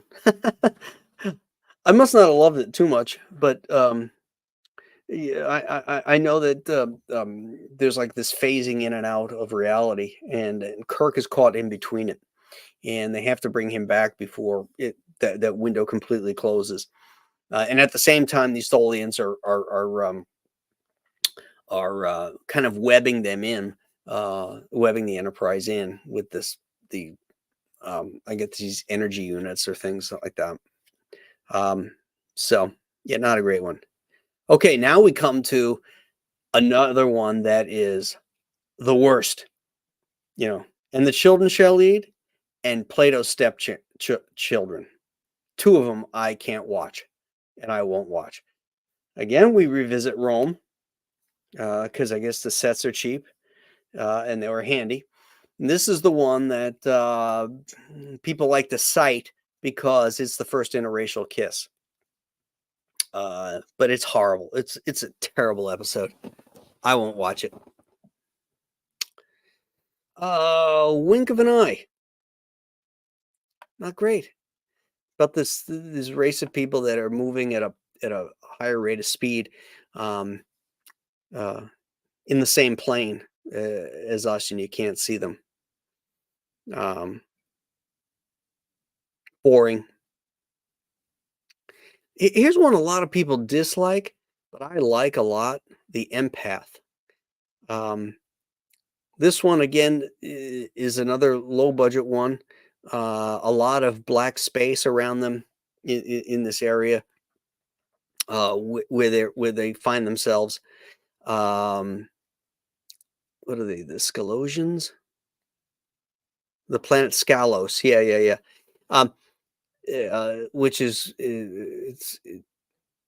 I think the planet's going to die or something like that, and they're trying to find out whether uh, this girl, um, uh, Dila, I guess is her name, is worthy of survival. Her race is worthy of survival, and she's an empath, and she can feel people, feel their emotions, and heal them too. And uh, I kind of like this one because it's very haunting. The girl who plays Jem, is it Jem? I thought it was Jem. Anyway, she was a mime, so her body movements and stuff are very very theatrical. I like that one. Elan of Troyes. I like this one a lot too. It has Franz Newen in it, who was on Broadway in the World of Susie Wong with William Shatner back in the 1950s. So the two of them have worked together before, and they end up working together again later on in the 70s. And she's this spoiled princess who is being brought for marriage, to keep these two races, together, which happened a lot in Europe. And she the dolmen of Elas, her tears are like a love potion, and that you can be, um, if you touch the tears or something like that, you fall in love with her, and it stays with you forever. Is what the myth is. And there's a really great piece of dialogue in here where Kirk and Spock are talking, and Kirk says to Spock, "Mr. Spock," because Spock can't understand what's going on. He said, "Mr. Spock, on your planet, women are ruled by logic. It is the only place in the galaxy that can make that claim." And then he turns and walks off. The timing of that line is so perfect. I love that. It's the only place in the galaxy that can make that claim. It's so great.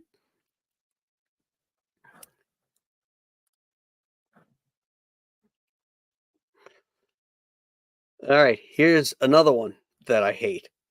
Whom Gods Destroy. This one is so weak. Um, it's like they pulled all these old costumes out of the closet to let it to put on these aliens and stuff. Um, just this is it's like this mental hospital on this planet, and uh, this Captain Garth, who was a former Starfleet commander, he's mentally unstable as a result of an injury, um, but he can shapeshift because that's how he was able to heal his injuries. Um, and he kind of takes over, and he's basically a psychopath too, and he gets these other psychopaths, to take over this facility. But this facility looks like it holds 3 people, because the set is so weak. The costumes are terrible. I mean, the only saving grace in it is that Key Luke is in it, from um, who'd been around since the 40s, and some of the Charlie Chan films, I think. And Yvonne Craig, the beautiful Batgirl, is in it, and she does some great dancing, and it's got a sexy outfit. But that's about all I can recommend about this. Let This Be Your Last Battlefield. That's the infamous one with where you have your black and white guys, black on one side, white on the other, and the other guy's the opposite of that. A bit of a heavy-handed allegory, to be honest. It's okay. It's not a bad episode, but it's again, it's heavy-handed. And here's another one, Mark of Gideon. The basic uh, story behind this is about population control. It's a little freaky too. Interesting that Stanley Adams is one of the screenwriters of this one, and Stanley Adams, you'll remember from um, Trouble with Tribbles. He played the guy, the heavyset dude with the booming voice who was selling the Tribbles. Been in a million things. Good character actor, but he was a writer as well. That's kind of cool. That Which Survives. This one I wish was better. One of the things I really like about it is Lee Merriweather is in it. And it's a cool story, but the major problem I have with this one, and if they had just fixed this, it would really be a good episode, because it was written by D.C. Fontana. The story was by D.C. Fontana, but the teleplay was by John Meredith Lucas, who was the showrunner halfway through season 2. But it's I'm not sure if it was Lucas. It had to be Lucas, because Fontana understood Spock. The problem with this episode is Spock. He's just the biggest dick. He chastises. He's pedantic. It's just his character is completely off model.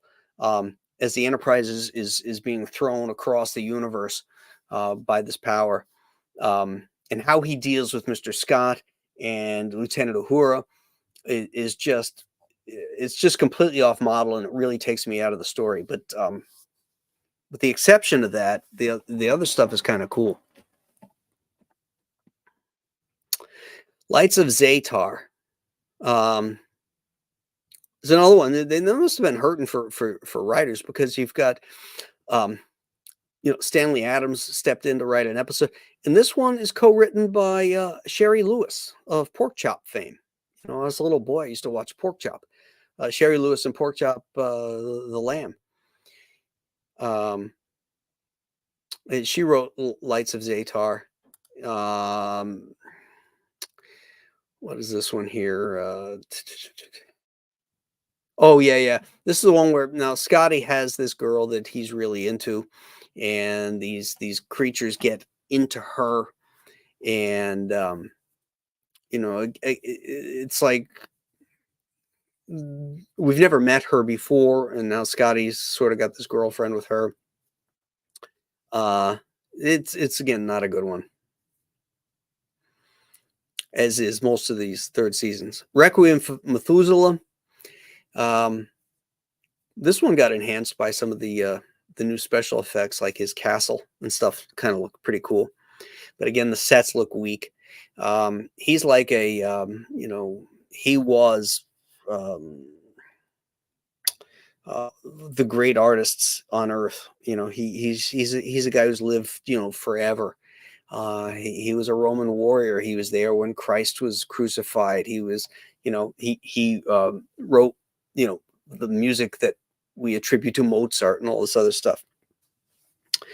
And there's this the woman there that Captain Kirk falls in love with really quickly, to the point where he's obsessed with this woman. And it turns out that this woman is like an android that was created by him. It's like his perfect thing, and he's trying to imbue her with human emotions, and to see and Methuselah loves her, and Kirk loves her, and she can't deal with this this conflict, and it's too much for her. Flint's the character's name, played by James Daly. The only saving grace of this episode is at the end. Is if you're willing to buy this over the top romance between, and super fast romance and love, this deep love that Kirk has for this person we just met 10 minutes ago. is at the very end where he's saddened by it, and Spock comes in, and McCoy comes in, and Kirk is, he's asleep. He's just exhausted. He falls asleep, and McCoy says something. I wish he could forget her. So he says goodnight to Spock, and he leaves, and Spock walks up to Kirk, and he puts his hand on his head, in a Vulcan like mind meld, and then he kind of looks up and he just goes, forget. And that's the end of it. So, he sort of invaded Kirk's mental space to make him forget this, but he's doing it from a point of friendship, which I thought was very dramatic and cool. But that's about is the only good thing you could say about that episode. All right, now we get up to the hippies, the way to Eden, with Dr. Severn and his and Charles Napier and his other hippie followers that are looking for Eden in space. This one's a stinker, folks. It is not good. It is not good. Another stinker. The Cloud Minders. People living on a cloud. This is written by David Gerald, the guy who wrote and Oliver Crawford, but Gerald wrote Trouble with Tribbles. Yeah, this is. We won't even bother going into plot. It stinks. I won't watch this one. Now, the next one is a guilty pleasure, The Savage Curtain. This one was written by Roddenberry. He was a huge fan of Abraham Lincoln's. And this is the one where Lincoln lures them to this planet, or so we think. And on the planet is Lincoln and this Vulcan philosopher. What was his name? Surak, played by Barry Atwater, who was great as the vampire in The Night Stalker.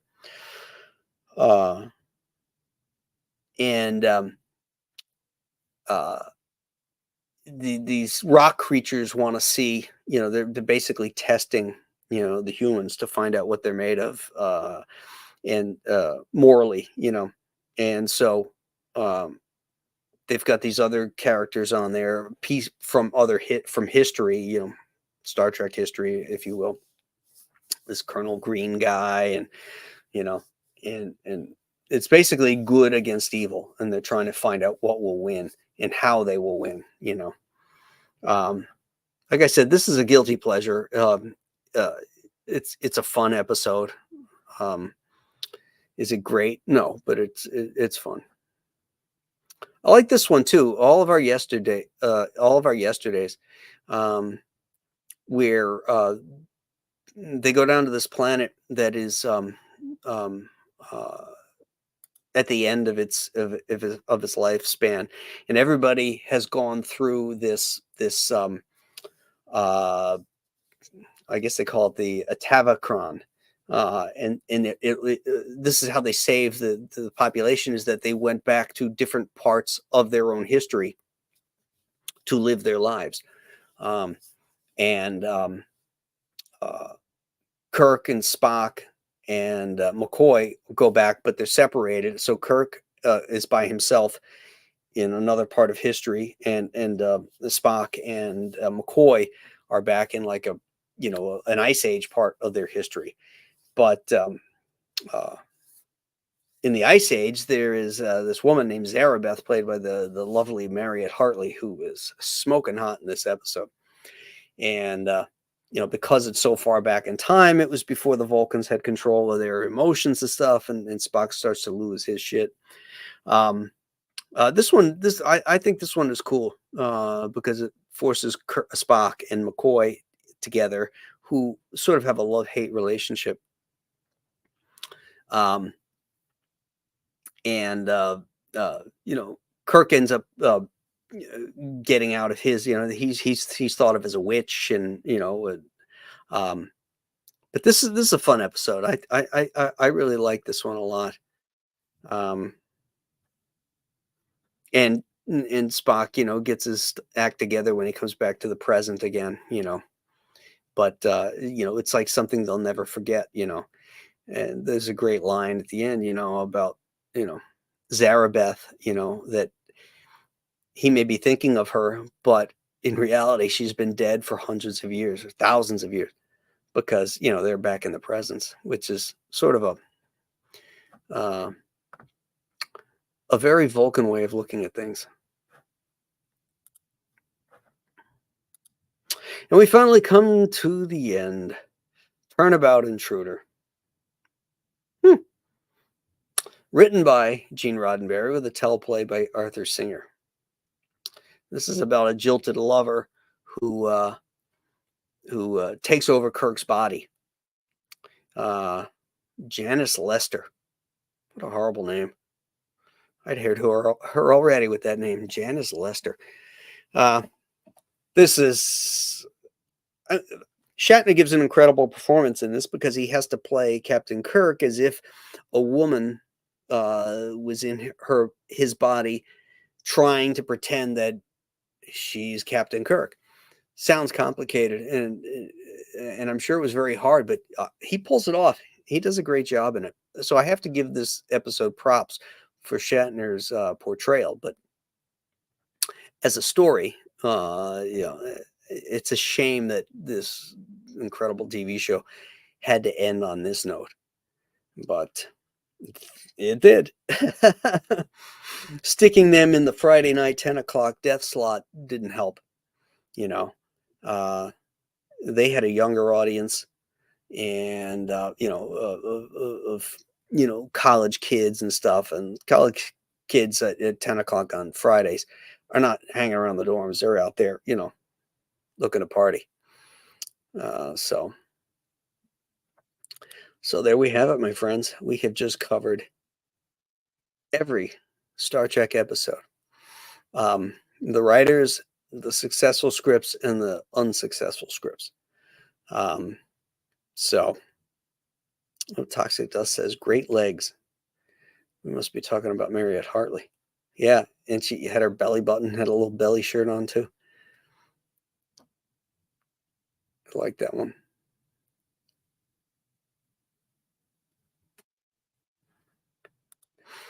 Paul Taylor says, in a DC comic, they get the Organians to fight these rock creatures to nullify the Organian peace treaty. Oh, that's kind of cool. Help me, Spock. Good stuff. Good stuff. Kenneth Day wants to do the animated series yet. That's season 4 in my world. I believe Star Trek had 4 seasons. The first 3 that we just went through, and the animated series. Why? The animated series came out 4 years later in 1973, but it was voiced by all the actors. Chekhov was not on the show, so Walter Koenig wasn't part of it. But the scripts were written by D.C. Fontana and David Gerrold and Norman Spinrad and all these other people that had worked on the live action show had written these scripts with concepts and ideas that would never be able to shoot in the live action show, but you could in an animated series draw this stuff. As limited in an animation that it was. So I really like the animated series. There's some really cool stories in there. So that's I think of that as the 4th season. We find out some more stuff from a DC Fontana story too about Vulcan and Spock as a kid, which makes it into other live action films later on. So Gene Roddenberry said it was canon at one point, and then he took it back and said it wasn't canon. But I don't care. He's gone. I'm here. I'm going to say it's canon. There you go. So that'll do it for us, guys. We've been on 2 hours and 15 minutes talking Star Trek. I'm glad you could be here for it. I hope you enjoyed it. And I hope you have a great week. If you're new to the show, please hit the like button. Subscribe to my channel. Doesn't cost you anything. And back the Ghost of Matakumba Key. Not the Ghost of Medical McKee. Return to Monster Island. I'm fulfilling Ghost of Medical McKee. Return to Monster Island. The link is in the description. And that's my current book. If you've never read Monster Island before, you can get one of the packages and it'll give you Monster Island and Return to Monster Island at the same time. So you can get caught up for the third installment, which is Escape from Monster Island, coming later this year. So give it a look. And I appreciate you being here. And you guys have a great evening. And we'll see you soon. Bye-bye.